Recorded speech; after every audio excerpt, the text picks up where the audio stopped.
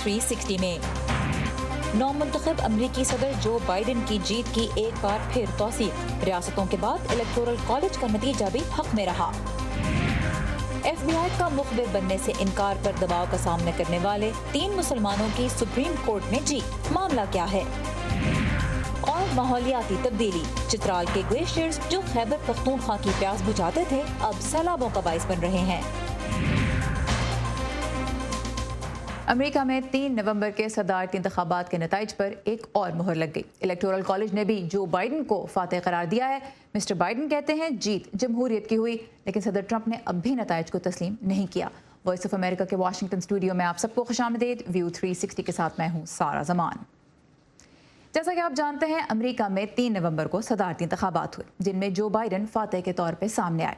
उन्हें 51.4%, जबकि Donald Trump को 46.9% वोट हासिल हुए।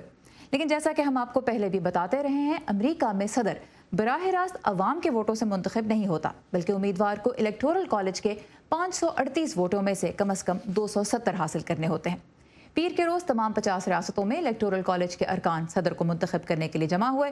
तवक्को के मुताबिक जिन रियासतों में जो बाइडन को अवामी वोटों में जीत हासिल हुई थी, उनके इलेक्टर्स ने बाइडन के हक में वोट दिया और यूं उन्हें 306 इलेक्टोरल कॉलेज वोट्स हासिल हुए और वो बाज़ाब्ता तौर पर अमेरिका के 46वें सदर मुंतखब हो गए। इलेक्टोरल कॉलेज की रायशुमारी के बाद नौमुंतखब सदर जो बाइडन ने कौम से खिताब भी किया। इस मुल्क में जमहूरियत की शमा एक लंबा अरसा पहले रोशन की गई थी और अब हमने देख लिया कि इसे कोई नहीं बुझा सकता, ना ही एक आलमी वबा और ना ही ताकत का गलत इस्तेमाल। इलेक्टोरल कॉलेज में वोटिंग का अमल आमतौर पर बहुत खामोशी से हो जाता है, ना ही अवाम की इसमें कोई बहुत दिलचस्पी होती है, ना मीडिया इसकी कोई तफसीली रिपोर्टिंग करता है। लेकिन इस मरतबा ये पूरा अमल ही तवज्जो का मरकज़ बन गया। क्यों ऐसा हुआ, इसके बारे में मजीद जानने के लिए हम चलेंगे नदीम याकूब की जानिब, जो बज़रिया स्काइप हमारे साथ है। नदीम, इलेक्टोरल कॉलेज का वोट इस बार इतना अहम क्यों हो गया? बाज़ रियासतों में तो हमने देखा इजाफी सिक्योरिटी भी दी गई इलेक्टर्स को। बिल्कुल आपने दुरुस्त कहा। जिस तरह से आपने कहा कि रवायती तौर पर ये एक जो प्रोसेस होता है वो कोई बहुत इम्पॉर्टेंट या उस पर लोगों की नज़र नहीं होती, लेकिन इस दफ़ा चूंकि माहौल ऐसा बन गया, सर ट्रंप ने अभी तक इलेक्शंस को जो वोटिंग है, नताइज है, उनको तस्लीम नहीं किया और वो बार बार ये कहते हैं कि उनसे इंतखाबात जो हैं वो छीने गए हैं, उसमें धांधली हुई है। इसीलिए पूरा एक माहौल बनाना है जिसमें इवन रिपब्लिकन पार्टी के जो अहम रहनुमा हैं वो भी अभी तक नौ मुंतखब सदर को एक्सेप्ट करने के लिए तैयार नहीं है। हालांकि अब इलेक्टरल वोट्स जब डल गए हैं तो कुछ सेनेटर्स जो हैं या कुछ पार्टी के लीडर्स जो हैं उन्होंने एक्सेप्ट करना शुरू कर दिया है। तो इस माहौल की वजह से उनके जो साथी हैं, उनके हमायती हैं सर ट्रंप के, वो प्रोटेस्ट भी कर रहे हैं। उन्होंने DC में भी प्रोटेस्ट किया और इसी वजह से जो इलेक्टरल कॉलेज के जो नुमाइंदे या इलेक्टर्स हैं उनको कुछ जगहों पर सिक्योरिटी भी फ्राहम करना पड़ी। उन्हें नॉर्मली वो रियासत के जो दारुल हुकूमत होते हैं वहां जाके वो वोट करते हैं, लेकिन इस दफा कुछ रियासतों में कुछ खुफिया जगहों पर उनसे जो रायशुमारी है वो करवाई गई। तो ये ओवरऑल एक माहौल है। ठीक, तो बहुत प्रेशर था इलेक्टर्स के ऊपर भी। अब फिर हमने देखा कि जब वोटिंग मुकम्मल हो गई और ये बात वाज़ेह हो गई कि जो बाइडन ही इस इलेक्टोरल कॉलेज में भी फातेह करार दिए गए हैं, तो उसके बाद उन्होंने खिताब भी किया। छोटा सा हिस्सा तो हमने व्यूअर्स को सुनवाया। मजमूई तौर पर उनका पैगाम क्या था और फिर सदर ट्रंप का क्या रद्द-ए-अमल सामने आ रहा है उस पर? देखें, जो नौमुंतखब सदर जो बाइडन का कहना है कि अब टाइम आ गया है कि हम आगे जाएं, आगे बढ़े।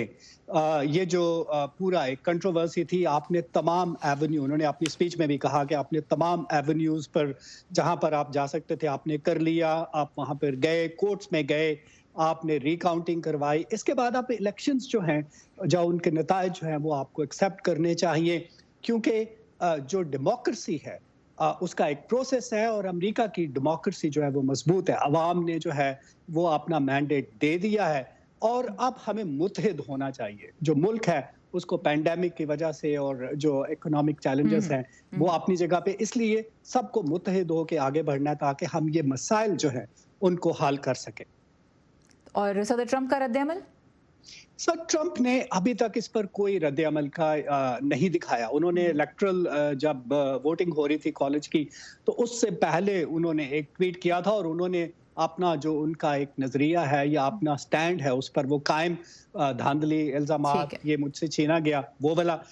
लेकिन जो प्रेस सेक्रेटरी हैं व्हाइट हाउस की काइली मैकनैनन, उन्होंने ट्विटर पर कुछ इस इलेक्टरल वोट्स के खिलाफ जो है या इस तरह की बात की, लेकिन उस पर भी उन्हें शदीद रद्द-ए-अमल का सामना करना पड़ा। और हमने देखा कि कल जो ही इलेक्टोरल कॉलेज के वोट में जो बाइडन की जीत का ऐलान हुआ, अमेरिका के अटॉर्नी जनरल बिल बार के इस्तीफे की भी खबर आ गई, और वो भी अगरचे सदर के बड़े हामियों में से थे, लेकिन उन्होंने भी यही कहा था कि इंतखाबात में कोई धांधली नहीं हुई। नदीम याकूब हमारे साथ थे बज़रिए Skype. Thank you Nadeem. Thank you. Electoral college के रुकन कौन होते हैं, वोट कैसे डालते हैं, हर रियासत को मिलने वाले इलेक्टोरल वोट्स की तादाद मुख्तलिफ क्यों होती है, ये कुछ ऐसे सवाल हैं जो अमरीकी वोटरों के लिए भी पेचीदा हैं। सबा शाह खान इनके कुछ आसान जवाब लेके आई हैं और हमें कुछ इलेक्टर से भी मिलवा रही हैं जो बता रहे हैं कि इस अहम जिम्मेदारी को पूरा करना उनके लिए क्या मानी रखता है। अमेरिका के इंतखाबी निज़ाम में इलेक्टोरल कॉलेज के रुकन या इलेक्टर्स ऐसे अफराद होते हैं जो एक रियासत से किसी सियासी जमात के नामवर या अहम अरकान हों। नीना अहमद इस साल रियासत पेंसिल्वेनिया से डेमोक्रेटिक पार्टी की इलेक्टोर थीं। We have 20 electoral votes and I'm one of those. हमारी रियासत के 20 इलेक्टोरल वोट हैं और मैं उनमें से एक हूँ।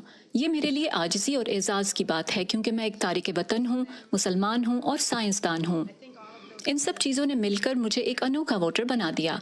डेमोक्रेटिक पार्टी ये बताना चाहती है कि वो एक बड़ी मुतनव्वो पार्टी है और मैं डेमोक्रेटिक पार्टी के चेहरे की नुमाइंदगी करती हूँ। Represent the face of that Democratic Party. Electoral college की कुल 538 रुकन हैं। इसमें से हर रियासत को उतने ही वोट मुख्तस होते हैं जितनी कांग्रेस के दोनों ऐवानों में इसकी कुल नशिस्तों की तादाद है। 50 में से 48 रियासतों में इलेक्टर्स के सारे वोट उस सदारती उम्मीदवार को मिल जाते हैं जो रियासत की अवाम की अक्सरियत का वोट हासिल करने में कामयाब होता है। सदर बनने के लिए उम्मीदवार को 270 इलेक्टोरल कॉलेज वोट्स हासिल करने होते हैं। ऐश खारे माजी में 3 बार रिपब्लिकन पार्टी के लिए इलेक्टोर रह चुके हैं। इस मरतबा चूंकि पेंसिल्वेनिया में सदर ट्रंप को जीत नहीं मिली, वहां उनकी पार्टी के इलेक्टोर्स वोट डालने के हकदार नहीं थे। इलेक्टोरल वोट डालने का तरीका तारीख, रवायात और कवायद और ज़वाबित का एक इम्तिजाज है। 3 कागज रखे हुए थे। एक कागज था जिसमें प्रेसिडेंट का वोट डालना था, एक कागज था जिसपे वाइस प्रेसिडेंट का वोट डालना था और एक कागज था जिसको सब 20 लोगों ने साइन किया। ये वोट 3 अलग डब्बों में डालकर वाशिंगटन डीसी से रवाना कर दिए जाते हैं। इन्हें 6 जनवरी को कांग्रेस की इमारत में खोला जाता है और तब आईनी तौर पर फैसला हो जाता है कि अमेरिका का अगला सदर कौन होगा। ऐश इलेक्टोरल कॉलेज के निज़ाम के हक में है। जैसे हर एक कंट्री में होता है, कोई बड़ा स्टेट है, कोई छोटा स्टेट है। अगर इलेक्टोरल कॉलेज नहीं होता तो जो लोग इलेक्शन में लड़ रहे हैं वो कैलिफोर्निया, न्यूयॉर्क, टेक्सास, जो फ्लोरिडा, जो 4-5 बड़े स्टेट हैं, सिर्फ उसमें जाएंगे, पॉलिटिकल मामला करेंगे और वहां पे जीत जाएंगे और पूरी कंट्री उनके फेवर में हो जाएगी।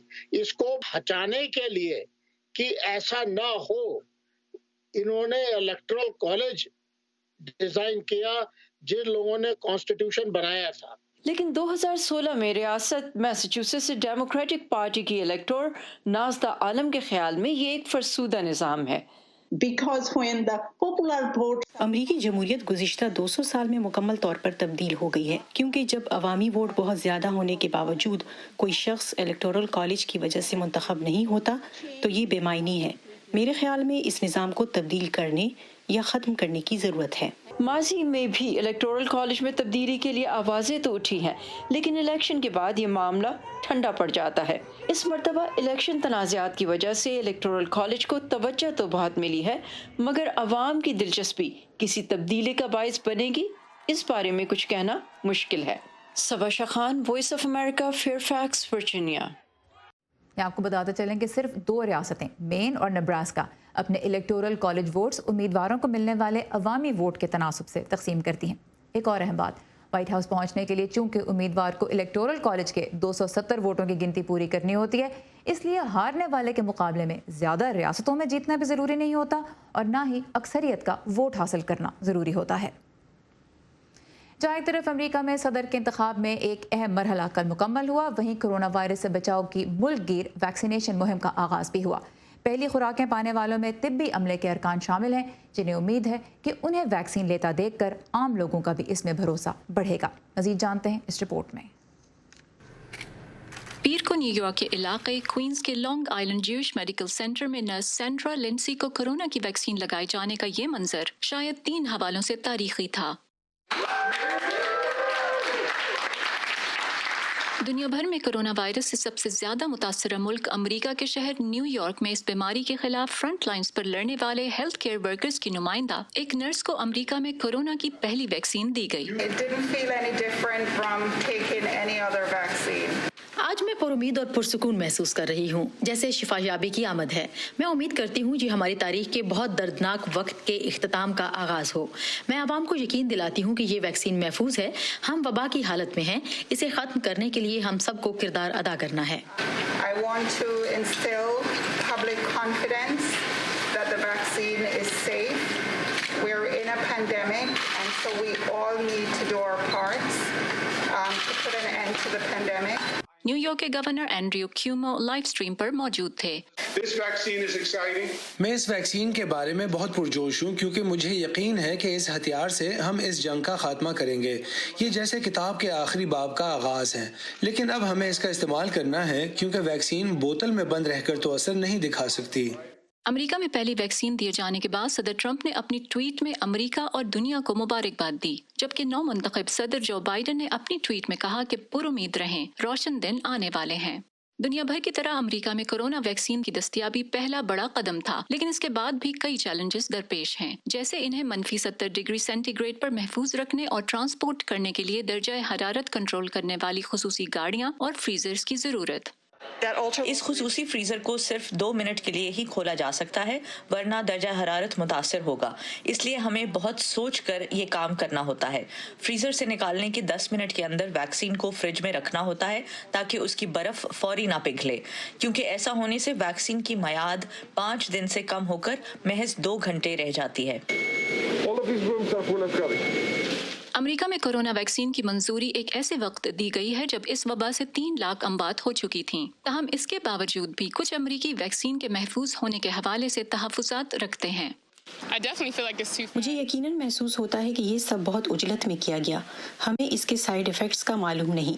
इसे मुनासिब वक्त तक के लिए टेस्ट नहीं किया गया। एसोसिएटेड प्रेस के एक हालिया सर्वे के मुताबिक तकरीबन 50% अमरीकी इस वैक्सीन को या तो लगवाना ही नहीं चाहते या अभी फैसला नहीं कर पाए। नौ मुंतखब सदर जो बाइडन ने वैक्सीन की मंजूरी मिलने से पहले इसकी मंजूरी में सियासी दबाव के तासुर को दूर करने की कोशिश की। आपको इस पर एतमाद होना चाहिए, कोई सियासी दबाव नहीं है। बेहतरीन साइंसदान इसके हर अहम पहलू पर वक्त सर्फ कर रहे हैं। साइंसी हक़ाइक़ की वजह से ही हम इस मुकाम तक पहुँचे। Scientific integrity led us to this point.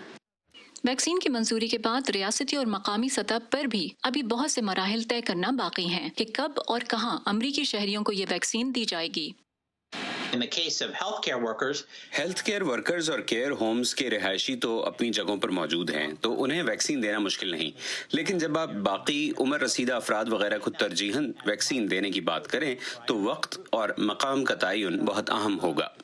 America, बरतानिया, कनाडा, मेक्सिको, सऊदी अरब और बहरीन के बाद 2 डोजेस वैक्सीन की मंजूरी देने वाला छठा मुल्क बन गया है। पैट्सी विदा कुसवारा के साथ Pfizer Bukhari, voice of America. आलमी वबा के खिलाफ जारी कोशिशें हों या पाकिस्तान के सियासी मंजरनामे पे मची हलचल, खबर अगर अहम है तो उसकी तफसील आपको मिलेगी हमारी वेबसाइट urdu.voa.com पे, जहां हम आपके लिए कोई एक नहीं बल्कि कई नुक्ता नज़र पेश करते हैं।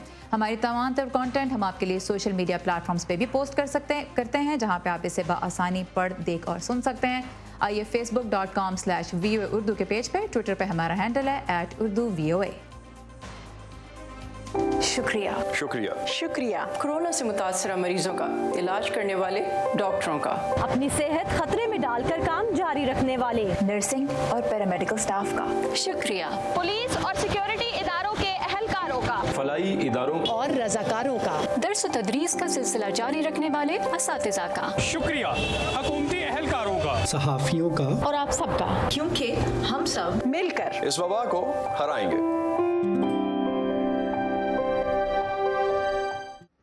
امریکہ کی سپریم کورٹ نے حال ہی میں ایک متفقہ فیصلہ سنایا ہے جس میں 3 مسلمانوں کی جیت ہوئی اور انہیں یہ حق دیا گیا ہے کہ وہ ایف بی آئی کے ان ایجنٹس کے خلاف ہرجانے کا مقدمہ دائر کر سکتے ہیں جنہوں نے مخبر نہ بننے پر ان کے نام نو فلائی لسٹ میں ڈال دیے۔ اوباما دور سے جاری اس مقدمے کو دائر کرنے والوں کا موقف تھا کہ حکومتی اہلکاروں نے ان پہ دباؤ ڈال کر در حقیقت مذہبی آزادی کا ان کا حق پامال کیا۔ ان 3 افراد میں سے ایک کا تعلق پاکستان سے ہے۔ معاملہ کیا ہے، تفصیلات کے لیے ہم بات کریں گے آفتاب بورڈکا سے جو مشیگن سے اس وقت ہمارے ساتھ ہیں۔ آفتاب، سب سے پہلے تو ایک ریکیپ دیجئے کیونکہ یہ کیس اوباما دور سے چلا آ رہا ہے، تو کیا معاملہ تھا اور یہ فیصلہ جو اب ہوا کس بنیاد پہ ہوا؟ جی سارا، جیسے آپ نے بتایا کہ 2007 میں یہ کہانی شروع ہوتی ہے محمد تنویر کے کیس سے جن کا تعلق پاکستان سے ہے۔ 2007 میں ان کا یہ کہنا ہے، انہوں نے جو کمپلین فائل کی تھی سپریم کورٹ میں، اس کے تحت ایف بی آئی ایجنٹس کچھ انہوں نے ان کو اپروچ کیا کوئی کرمنل انویسٹیگیشن یا کوئی نیشنل سیکیورٹی انویسٹیگیشن کے حوالے سے۔ انہوں نے یہ کہا کہ آپ جو ہے ان کے لیے مختلف قسم کی انفارمیشن اکٹھا کریں اپنی کمیونٹی میں، جس کا مطلب یہ ہے کہ انہیں اپنے کمیونٹی میں جانا پڑتا، مساجد میں یا جہاں پر بھی، اور وہ انفارمیشن کلیکٹ کر کے ان کو دینا پڑتی اس کیس کے حوالے سے۔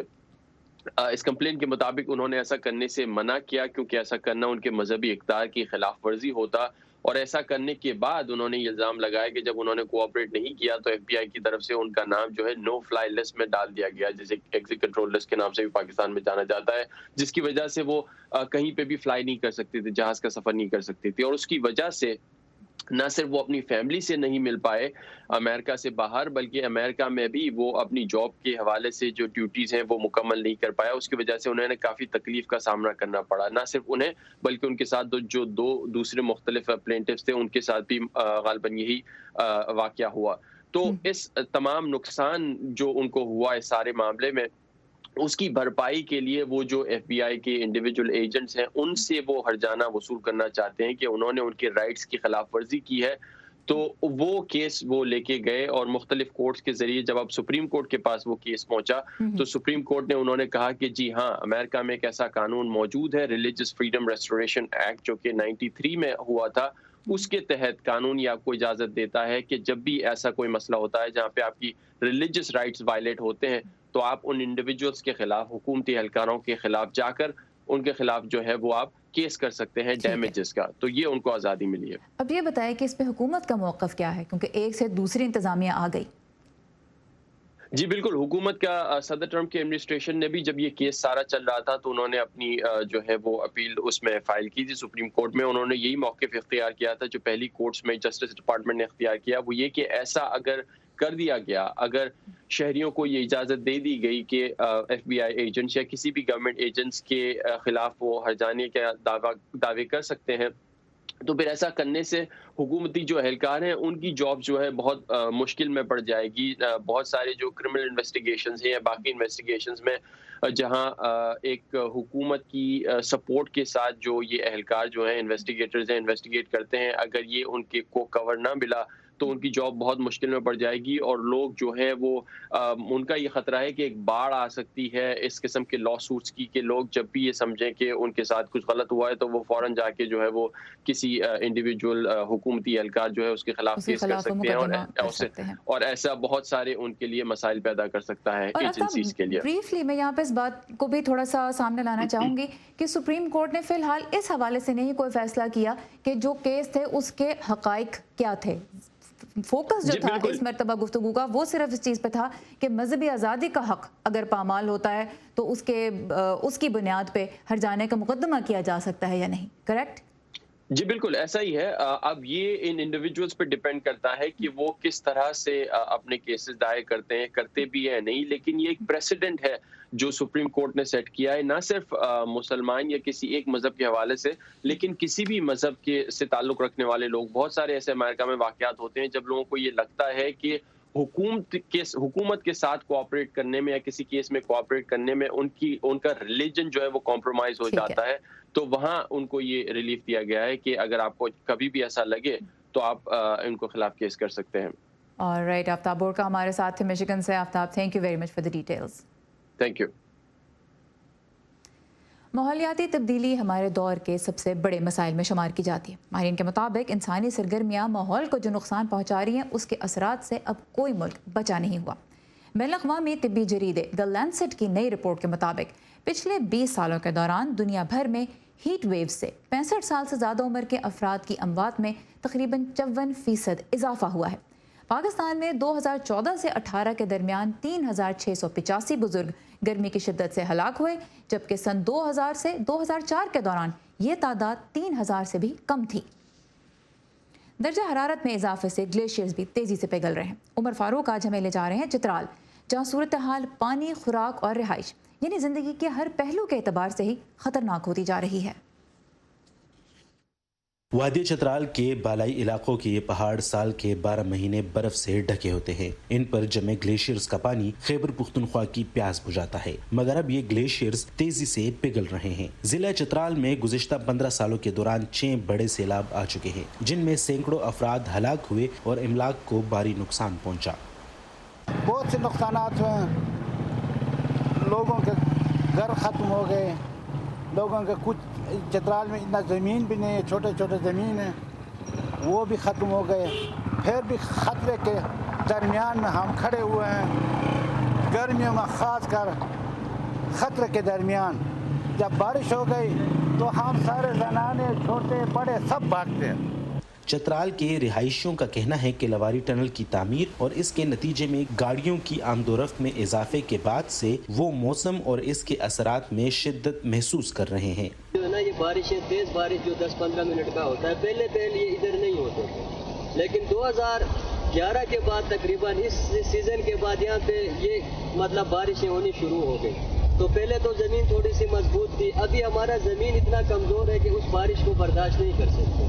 ایگریکلچر یونیورسٹی پشاور کے پروفیسر محمد اکمل اس ٹیم کا حصہ رہے ہیں جو خیبر پختونخوا کے 10 اضلاع میں 2011 سے 2040 تک کی موسمیاتی تبدیلیوں کا جائزہ مرتب کر رہی تھی۔ اس سروے میں چترال بھی شامل ہے۔ محمد اکمل کے مطابق موسمیاتی تبدیلیوں، جنگلات کی کٹائی اور چترال کے ارد گرد کے علاقوں میں کاربن کا اخراج بڑھنے سے درجہ حرارت اور بارشوں کی ترتیب میں بڑی تبدیلیاں واقع ہوئی ہیں۔